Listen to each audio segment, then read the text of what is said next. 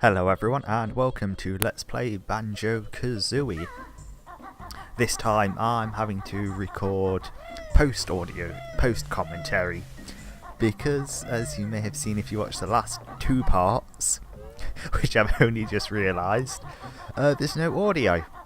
I picked it up this time, so while I'm still annoyed I didn't detect that, because I'm not the smartest. Apparently, it's all a learning exercise at this point. First LP, there's going to be mistakes. Yeah, so I finally caught it, going to record some stuff. So there's a Mumbo token back there. We won't actually be needing that, I don't think. And we're gonna...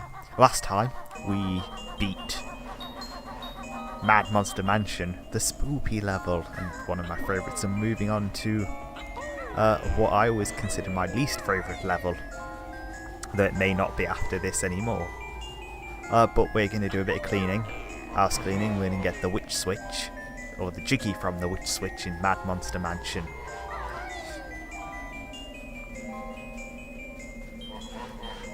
And thankfully, what I forgot to check before I did this is if the spiderweb covering that pad had disappeared or not, because I broke it in a previous part, but I've reset the game since then, so it's entirely possible it could have respawned. I got incredibly lucky here, did not respawn. And we move on to shatter one of Grunty's contact lenses. She's going to have to replace that, and they were expensive contact lenses. Mind you, exported. $100 contact lens, prescription, from Italy, designer.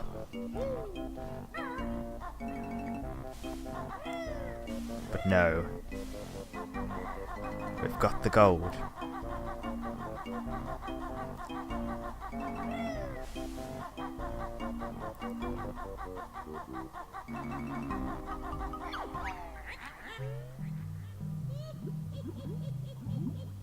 Just keep swimming, just keep swimming.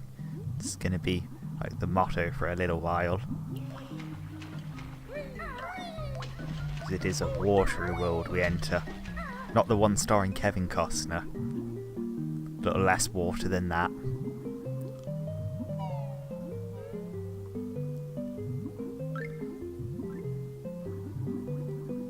But it does indeed take place around a ship that someone's managed to crash right through the side of Grunty's house.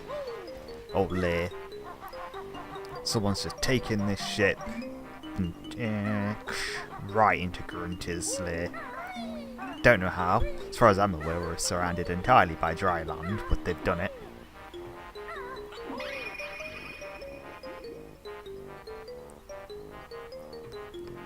So we get another pot that we're probably never going to use.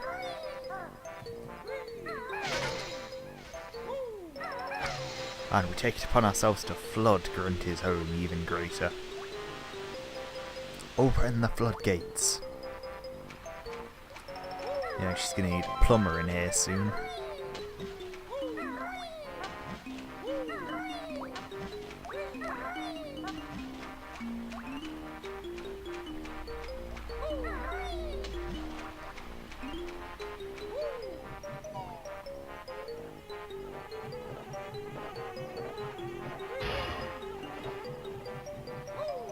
So we jump in here, we find the jiggy. Sorry, the jigsaw.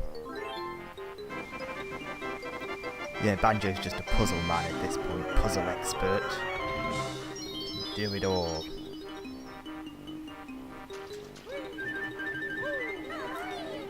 The jigsaw and do it with his eyes closed. It's because Kazooie is the one telling him what to do.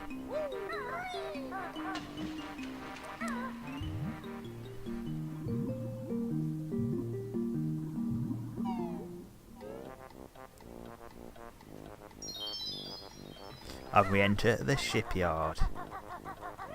And I always kind of liked this. Well, I kind of like the design of this world because I always felt like there was more outside. Like if you went over, you'd find the next shipyard, you'd find the next ship docked, and if you went a bit further in another direction, you might find like a little port town or something.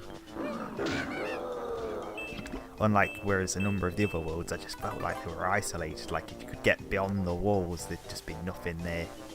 We gotta pay the toll, we gotta pay the troll toll. The one that lies. Because it says 2, we paid 2, and we ended up paying, I think, 6 total.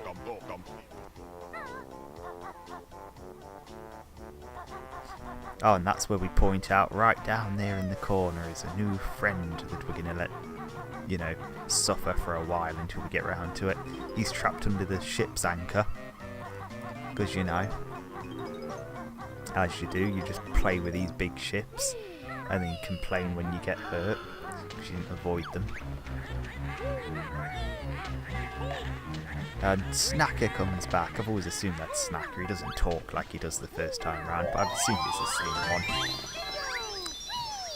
He chased the dolphin down there or something from the beach, ended up here. I was trapped in this one little corner for all eternity.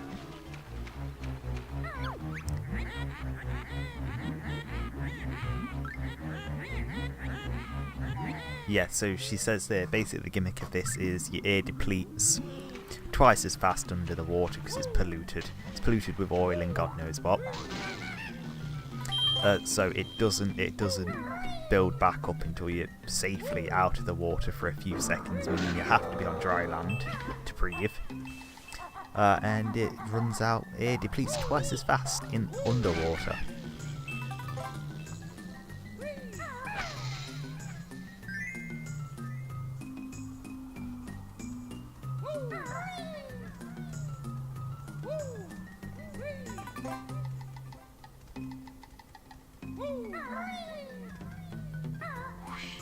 And I'm starting to notice there may have been a bit of an echo. May have been a tad echo when recording these.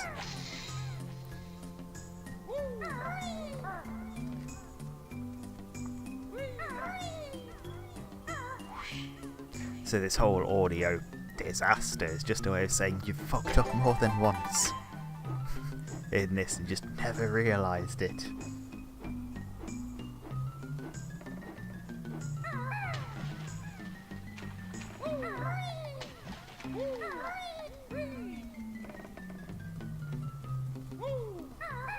So at this point we've got half the honeycombs in this and most of the honeycombs in the game. There's probably like 3 left. 2 in the next world and 1 left in this world.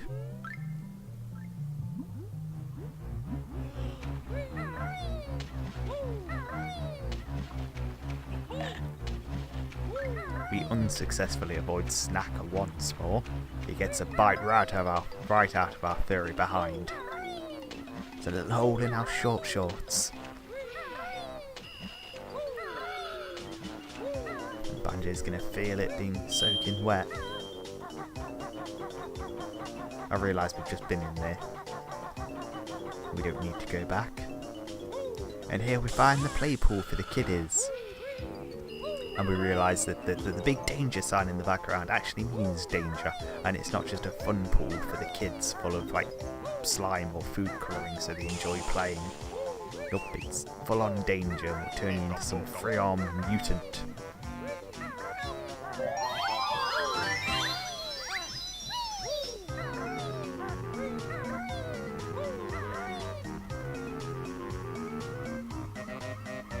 That Jinjo back there, not always a Jinjo. The effects of this toxic waste have done things to him. Things you wouldn't believe. And those things being turned him into a Jinjo. Bonk. Banjo's face turns into Swiss cheese as it just cuts right through the grates.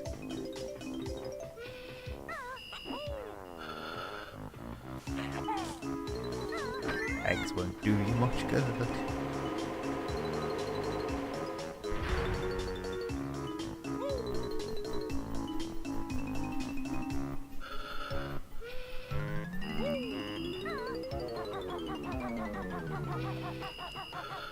And once again we're about to abuse poor Banjo's face. All in the name of jiggies. As long as we get this sweet, sweet gold, we can pay for reconstructive surgery for Banjo's poor face. And then we meet our new friend, Steely Pipe. So one thing I pointed out here when I was doing my original audio is that the ones that are alive and try and kill you have these little rivets around the mouth. So you can tell them apart from these ones, which don't have the little black rivets. And we enter the kitchen to start our master plan of killing the cooks to starve the rest of the crew. They won't realise until they're out at sea, by which point it'll be too late, and they'll starve, and they'll turn into a ghost ship ready for the sequel. There's no ghost ship in the sequel though. That would have been interesting though.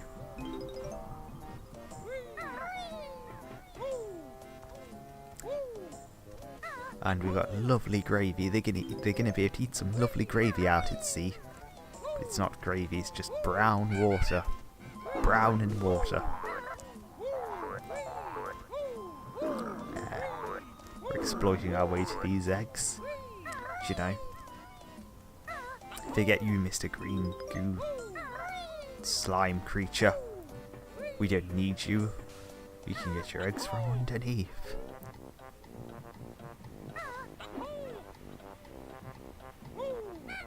And I forget here that Banjo can't grab onto ledges in this game.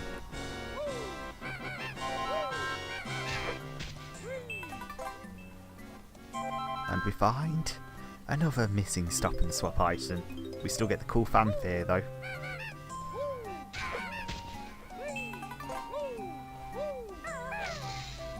And we bounce on the bed. That'll pass the safety inspection.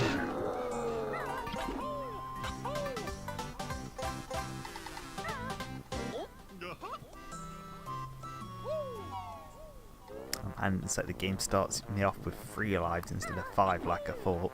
Unless I'm still thinking of the 64 version, and this just keeps track of lives.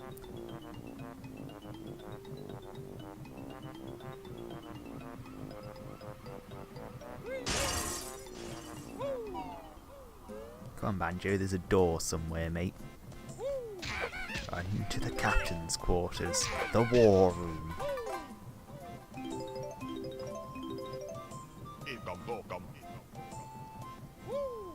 So honestly, my mindset for this kind of thing is that the jiggies are the most important thing and everything else is just sort of secondary for jiggies. Which isn't necessarily the case because of rooms like this where they're hidden and there's no jiggy. So I've always, and I make a note here actually about, I'm curious about these islands, like is there anything special about the islands? Are they where Conker comes from, or Diddy Kong Racing takes place, or Donkey Kong 64 takes place, or they're just random land masses they're thrown up for decoration to make the war room look more war room? They're gonna play global thermonuclear war.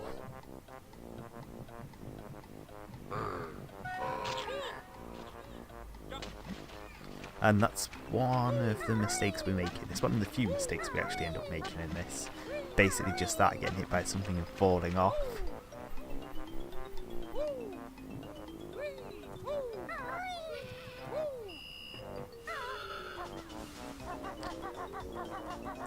And there's the exit. Every time I played this I always wanted to just beeline for the exit because I didn't want to be here. So if I've not made it clear, I don't like this very much, this world. It's not one of my favourites, in fact it's my least favourite.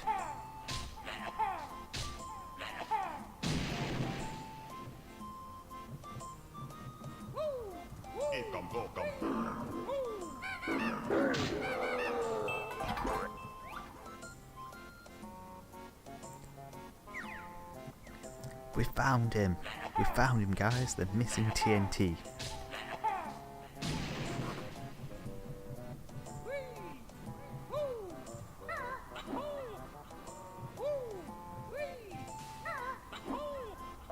So we desperately make our way back up.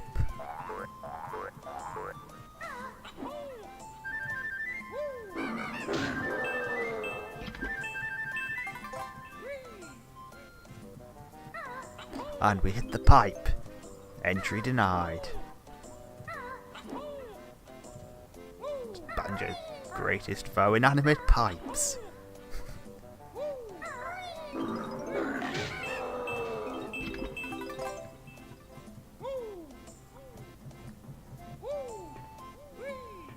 got to traverse said pipes to get back.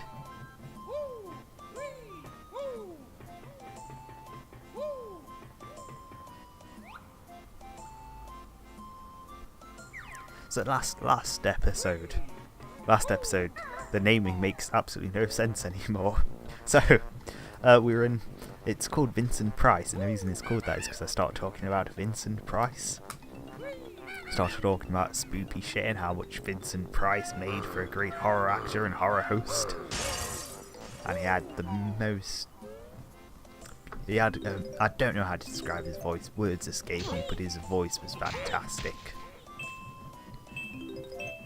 And I bring up this time that recently. So Vincent Price, he had a role in a Scooby-Doo show 30 odd years ago called The 13 Ghosts of Scooby-Doo, and that show was cancelled right before the end. We've got Conker here, and we look at other things. We particularly look at the colourful ones because we're like, that's too colourful and looks too particularly detailed to be, nothing. So we look at all of them for any Easter eggs. But yeah, so Vincent Price played a warlock in a Scooby-Doo show. Where Scooby-Doo basically had to hunt and track down 13 evil ghosts to get set free because he's an idiot. And so that show was cancelled right before the end. So now 34 years on, direct to DVD sequel. Where they actually end the series. They have ended a 33-year-old Scooby-Doo season, which I didn't think they'd ever do, because, if you want to sell the thing, you're not going to try and sell it based on a series that people would have to track down that's 33 years old. You'd just make something new. So here there are whistles. This is another jiggy. The code somewhere on the side of the ship. We've already seen it once or twice, and I just completely passed by it. So we're coming back here.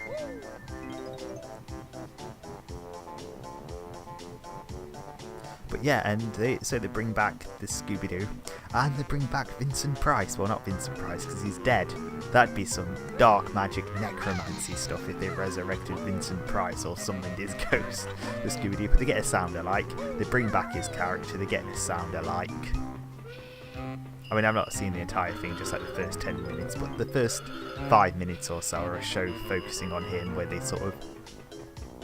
I'm not sure they necessarily retcon the backstory, but it's not what the original show suggested.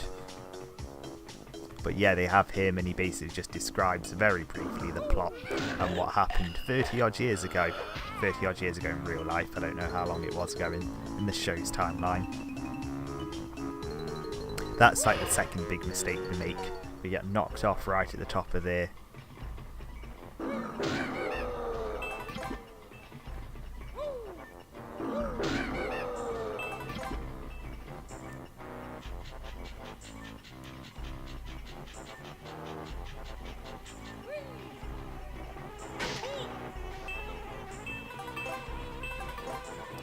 So we wander on through here, and we realise, hell no, we ain't going in there yet. That's just a pit of death. Death and despair. It's particularly like that. There's one of the worst platforming jiggies in the game, in my opinion. The main reason I don't like this stage, the fact that you're underwater, and your water runs out twice as fast. You've got to do that platforming section and Snacker comes back. They're the reasons I don't like this. Though if you know what you're doing, those water-based things are like only a small fraction of what you've got to do. Most of it's in the ship on dry land, and it's fine.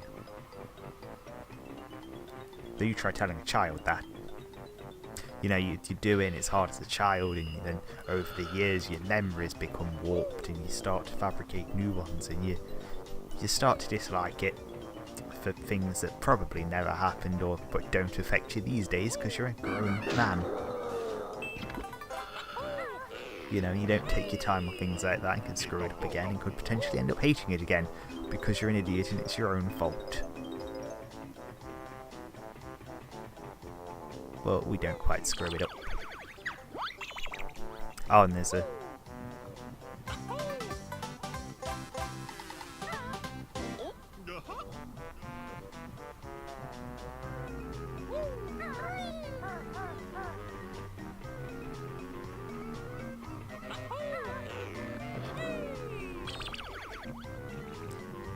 was gonna say, yeah, so you'll see just a slight cut there because something came up and I had to pause the game for a few minutes.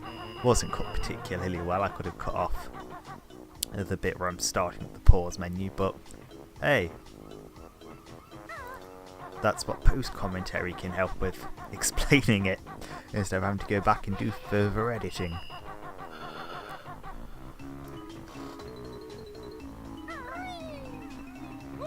So we try and kill Banjo once more. You know, if the large fall doesn't kill him, the TNT will.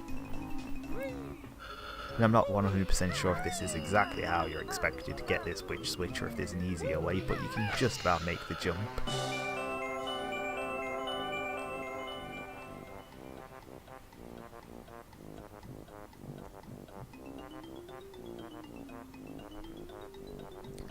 And then you wonder, where am I going? What am I doing? This isn't my beautiful house. That's not my beautiful wife. So, you know, the reverse of what actually that song is. That song is like, you've got those things, and you're like, but I don't have those things. And this is the reverse. It's like, I've got those things, but I'm not there. Having to explain that joke just invalidates it, but oh well.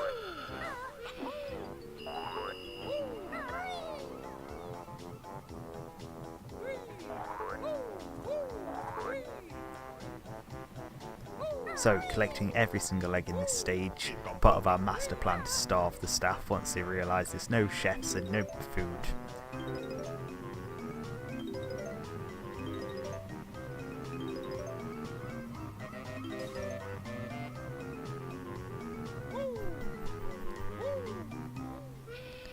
We're the king of the flag.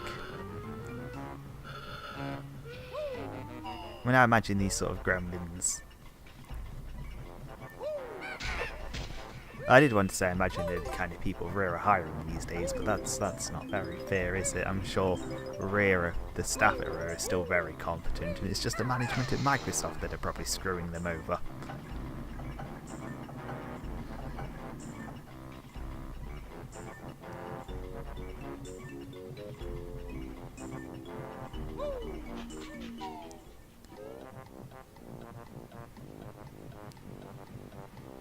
So that switch leads us on to back to the engine room. I believe it's the engine room. We've now got to traverse through all those spinning pipes, moving platforms and fan blades.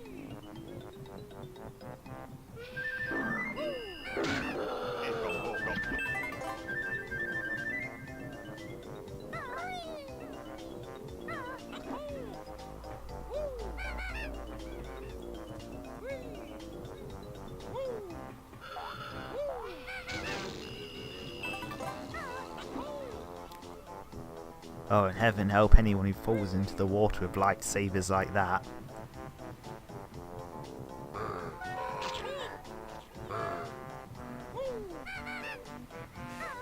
Either that or it's just the best security mechanism, automated security mechanism in the world.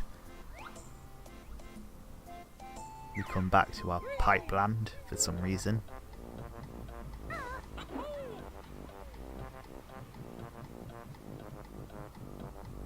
Once again, we forget that Banjo can't grab ledges. Best addition to Tooie, in my opinion. Tooie does a lot of things. Ledge grabbing is the best, and we should just start off with it. Everything's dead, Banjo. They're all dead, Banjo. Everybody's dead, Banjo.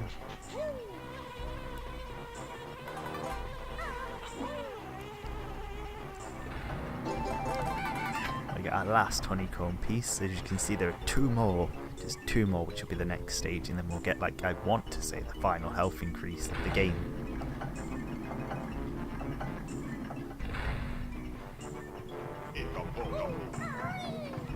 Jump to victory.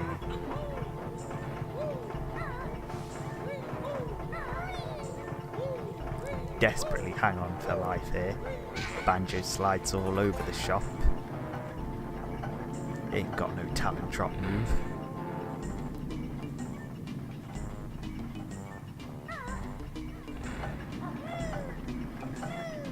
And 4.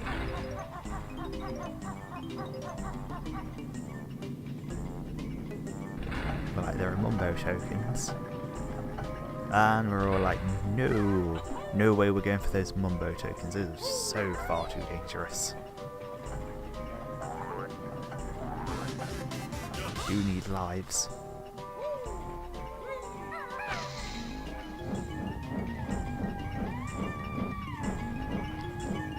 Lives and switches.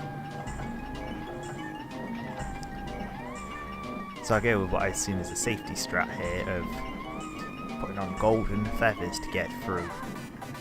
But it turns out, as you'll see in a minute, golden feathers aren't such a safety strat. You just got to jump between the blades when they slow down.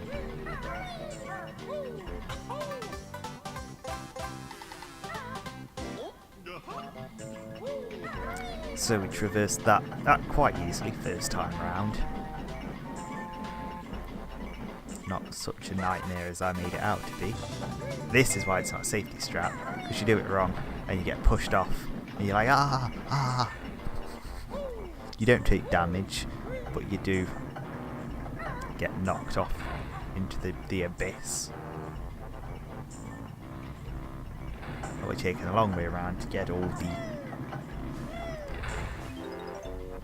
of the notes, and we're like, sod you as well, Mumbo token. We're not that desperate. We're not that desperate just yet.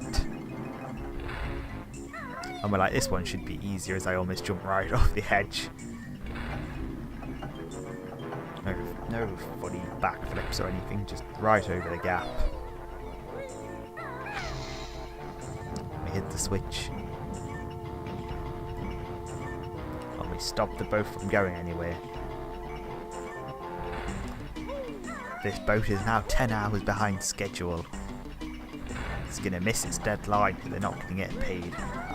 Staff are going to have to go home to their families and tell them why they're not going to eat this month.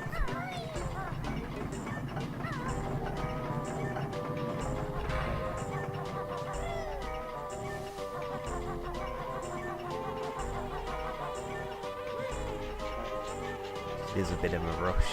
You've got exactly a minute.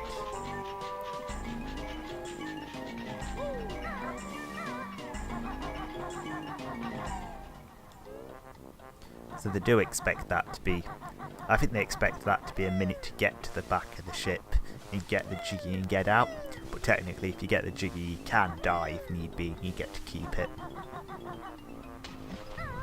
So really it's more just a minute to swim down here.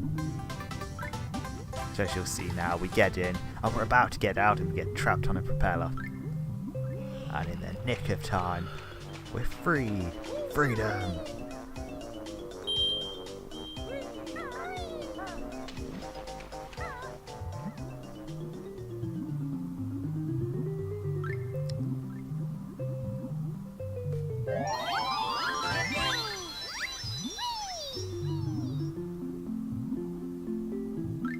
So Banjo's been sick of all his fur being sticky from the oil. Same with Kazooie.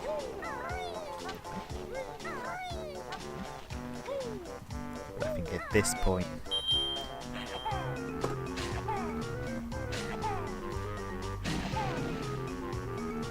this is roughly where I decide it's time to end this video. So thanks everyone for watching, I apologise about the audio thing, and bye for now.